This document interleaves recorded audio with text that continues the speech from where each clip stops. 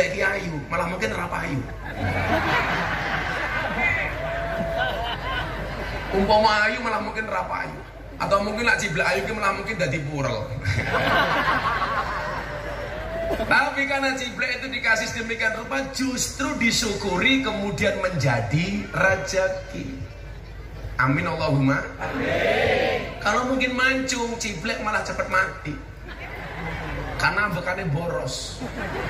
Tapi karena pesek malah panjang umur karena bekane irit. Maka kita doakan Mbak Ciblek panjang umur. Jadi orang sedunia mati, ciblek hidup sendiri.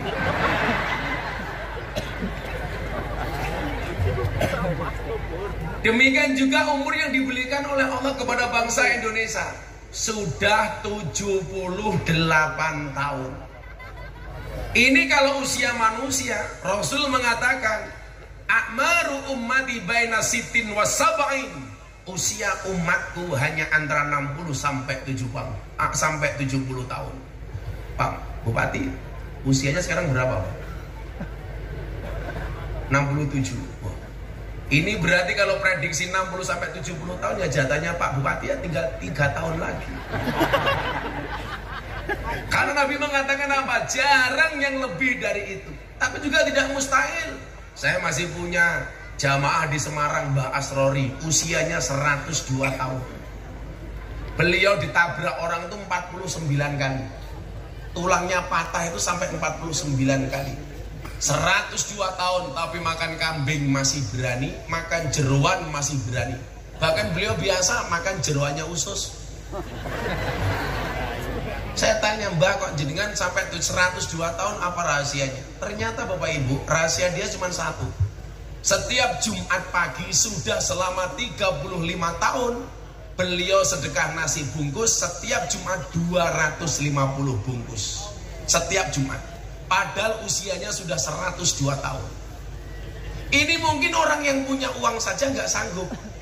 Kalau toh dia mampu, minimal kita belajar konsisten dan istiqomah dari Mbak Asrori ini. 102 tahun. Setiap Jumat pagi sedekah nasi bungkus 250 bungkus. Dan ternyata itu rahasia dia panjang umur.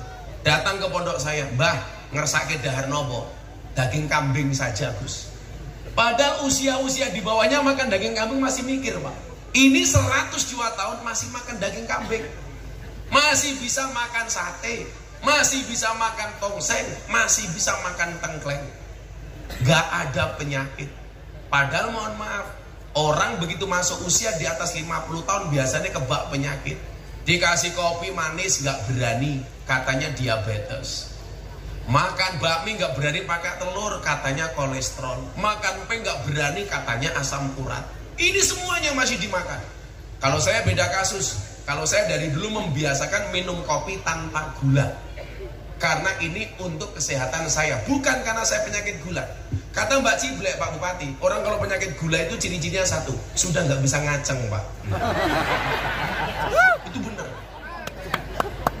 Ya, itu bisa dibuktikan. Orang itu kalau udah penyakit gula, masih ingat almarhum Gendos? Nah, beliau bilang sama saya, Gus, inyong dunga apa? Doa akhir nikah dari wong sugih ya. Makasih Ki. Tapi syaratnya satu, jangan kena penyakit gula kayak saya. Kenapa Ki? Karena sebanyak apapun uang yang kamu miliki, kamu kena penyakit gula, eman-eman bojone mu batin. Nah kepriwe iso ngaceng. Ternyata benar, Pak. Secara medis orang itu kalau penyakit gula nggak bisa berdiri. Makanya kalau Gus Miftah nggak mau minum gula, Pak. Satu, saya selalu minum kopi itu pahit. Karena Gus Miftah itu kayak kopi, pahit sih, tapi banyak yang mencintai. Nah ini mau masih panas harus saya minum, Pak Pamuji. Jangan sampai dingin. Jangan biarkan kopimu dingin. Kenapa? Karena ketika hangat tidak pernah kau hargai. Tapi ambune ya Allah, sangitnya kayak gini ya. Ini kopi baru buat kok sudah dingin ya, sehingga saya pakai mau. Ini kurang panas goblok, ini dingin ini. Saya kalau minum kopi nggak panas, perut saya mules kebelet ngising.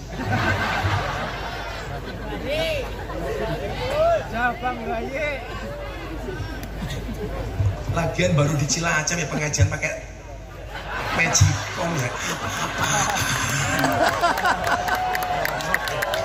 Jangan panitia Saya kurang ngajar teman, mbok kurang. Temennya pengen ngombori cangkem sapi.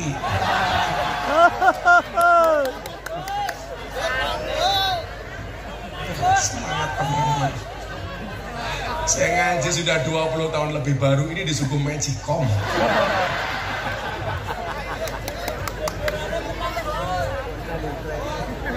Malah ngombori cangkem sapi.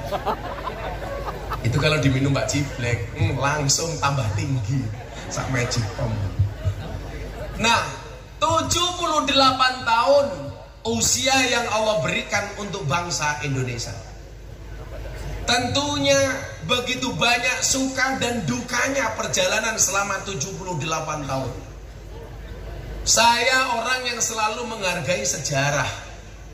Bagaimana kemudian bangsa ini terlahir, kemudian dideklarasikan atas begitu banyak pengorbanan para pejuang-pejuang bangsa. Atas banyaknya darah yang dikeluarkan, bahkan mungkin nyawa, tidak hanya harta. Hari ini mohon maaf, kita sebagai generasi penerus diingatkan, inna fi yadi subani amral ummah wa fi aqdamiha hayataha. Sesungguhnya di tangan pemuda urusan umat, dan di telapak kakinya kehidupan umat hari ini. Artinya apa? Hari ini kita dituntut menjadi generasi penerus yang mampu meneruskan perjuangan Jenderal Sudirman, yang mampu meneruskan perjuangan Pangeran Diponegoro. Saya cukup sebut dua saja. Dua orang ini pahlawan nasional. Yang satu dari Muhammadiyah, yang satu dari Nahdlatul Ulama. Jenderal Sudirman itu guru Muhammadiyah. Pangeran Diponegoro itu santri Nahdlatul Ulama. Beliau nyantri di mbah saya Ponorogo kepada Mbah Kiai Hasan Besari Ponorogo. Nama aslinya adalah Ontowiryo. Ngaji pertama kali di Ponorogo, lanjut di Kartosuro kepada Kiai Haji Taftazani ngaji kitab kuning. Lanjut ke Purworejo, ngaji kitab Jalalan kepada Mbah Ahmad Baidowi. Lanjut ke Salaman Magelang, ngaji ilmu hikmah kepada Mbah Nur Muhammad Ngadiwongso. Ini tipikal santri murni. Begitu menjadi orang hebat. Siapa nama komplit Ontowiryo? Kiai Haji Bendoro Raden Mas Abdul Hamid Ontowiryo, Mustahar Heru Cokro, Senopati ing Ngalogo, Sayyidin Panatagomo, Amirul Mukminin Khalifatullah Tanah Jawa, pahlawan Goa Selarong, Pangeran Diponegoro. Apal? Ternyata Pak Muji, pahlawan-pahlawan itu semuanya punya nama alias. Ki Hajar Dewantoro itu punya nama asli Suwardi Suryoningrat. Pahlawan yang paling populer di Jawa Tengah dari Jepara, Raden Ajeng Kartini, itu punya nama asli Harum. Makanya Putri Indonesia. Berarti Raden Ajeng Kartini nama aslinya adalah Harum. Nah, saya mau belajar dari dua pahlawan nasional ini saja. Pelajaran pertama, kenapa mereka dikenang sepanjang masa? Karena ada dedikasi, karena ada sumbangsih untuk bangsa ini. Maka kemudian nama mereka dikenal. Sekarang apa yang tidak menggunakan nama Sudirman, Pak? Semuanya pakai Sudirman. Jalan Sudirman, kampus Sudirman, gedung Sudirman, gor Sudirman. Demikian juga dengan Pangeran Diponegoro. Ini membuktikan apa? Bahwa ketika Al-Quran mengatakan inna nahnu nuhyil mauta wa naktubu ma qaddamu wa asarahum wa kullu syai'in ahsaynahu fi imamin mubin. Orang itu yang akan dilihat pada akhirnya adalah atharnya. Asar itu apa, Mas? Bekas. Bekas apa yang dilihat? Bekas perjuangannya. Maka kita mengenal peribahasa gajah mati meninggalkan gading, harimau mati meninggalkan belang, manusia mati meninggalkan batang matamu batang. Cangkemnya bosok temen ya. Pasti cangkemnya jomblo. Mumpung saya baik hati yang jomblo, kamu tak kasih doa aja sepleng supaya segera dapat jodoh. Mau apa enggak? Kalau kamu punya perempuan yang kamu taksir kok sudah dicintai oleh orang lain, kamu berdoa sama Allah, ya Allah, jika dia jodoh orang, saya juga orang, ya Allah, amin. Gajah mati meninggalkan gading, harimau mati meninggalkan belang, manusia mati meninggalkan batang cangkem. Manusia mati meninggalkan utang. Ada yang punya hutang di sini? Banyak. Yang punya hutang silakan datang ke rumahnya Pak mantan Bupati. Ngapain? Ayo nangis bareng. Tapi pecine NU. Saya doakan masuk surga. Pecine. Oh, ketua panitia.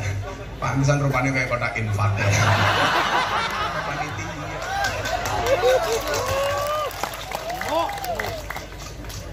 Ketua panitia. Oh, Jamal. Semua teman-teman dimanapun berada, terima kasih sekali sudah menonton video ini. Jangan lupa subscribe, like, dan komen. Matur nuwun. Wassalamualaikum warahmatullahi wabarakatuh.